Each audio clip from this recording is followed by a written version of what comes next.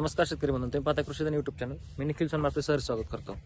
आपण आज tomato पिकाविषयी tomato पिकामध्ये येणाऱ्या समस्याविषयी थोडक्यात माहिती पाहणार आहोत. तर त्यामध्ये प्रामुख्याने या सीझनमध्ये येणारी समस्या म्हणजे पांढरी माशी असेल, मावा असेल, तुडतुडे असतील, थ्रिप्स असतील.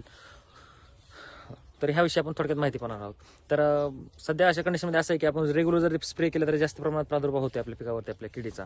तर सध्या कसं ज्वारी सीझन चालू आहे, ज्वारीवरील जे मावा असेल, तुडतुडे असतील, थ्रिप्स असतील, पांढरी माशी असेल, ज्वारीवरून उडणारी कीड असतील, बारीक चिलट असतील, तर ते सर्व प्रकारचे कीड उडून आपल्या टोमॅटो येऊन बसले. त्यामुळे टोमॅटोमध्ये आपल्या पानं गोळा होणे असेल, झाडाचा वाढविकास खुंटणे, म्हणजे भरपूर काय समस्या येतात आपल्याला. रसोईकडे तुम्हाला समस्या सगळ्यांना माहिती झाली. तर त्यासाठी आपण एक कॉम्बिनेशनमध्ये औषध वापरले. तर त्या कॉम्बिनेशनमध्ये आपण वापरलेल्या औषधापैकी हे रेड बुल वापरलेलं आपण, आणि सोबत हे ॲड फायर, आणि ह्यावर तिसरा घटक आहे तो ॲसिफेट 75% मधलं. असे तिन्ही घटक एकत्र करून आपण फवारणी केली.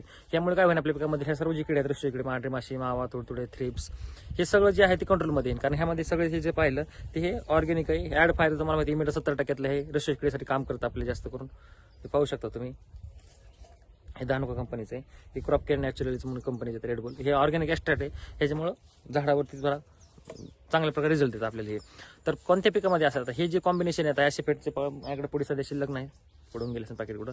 तर हे जे कॉम्बिनेशन आहे आपलं साधारणपणे मी सर्व पिकात वापरलेलं. आपल्याला टोमॅटो असेल, मिरची असेल, काकडी असेल, नवीन एक टोमॅटो प्लॉट लावा तिथं, नवीन वांग्याचा प्लॉट लावा तिथं, या सर्वांमध्ये वापरलं तर एकदम जबरदस्त रिझल्ट आला आपल्या पिकामध्ये. तुमच्या पिकामध्ये मावा, तुडे, थ्रिप्स असतील, तुम्ही नक्की ह्याचा वापर करा.